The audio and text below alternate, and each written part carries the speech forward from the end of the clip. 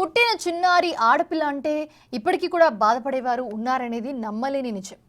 అత్తింటి వాళ్ళ చీత్కారాలు, భర్త మొహం ముడుచుకోవడాలు, ఇలా అనేక సీన్స్ కనిపిస్తూనే ఉన్నాయి. కానీ ఇక్కడ మాత్రం సీన్ రివర్స్ అయింది.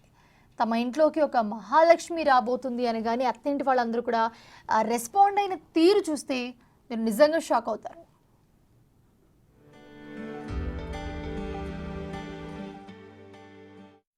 ఆడపిల్ల రూపంలో ఒక దేవత మా ఇంట్లోకి వస్తుందంటూ కూడా వారికి ఉన్నంతలో సంబరాలు చేసుకుంది ఈ కుటుంబం.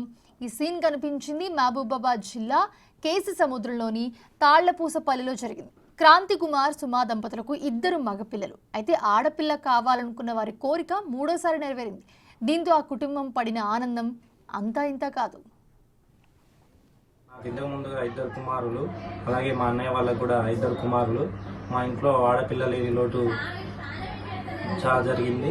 అందువలన ఈ రోజులలో ఒక్కరే ఎక్కువ అనుకునే రోజులలో 2 అబ్బాయిలు మరి మా కుమార్తె కావాలని 3తో సహా ఇలాంటి సందర్భాలలో కూడా మేము ఆడపిల్లకు జన్మనియడం జరిగింది.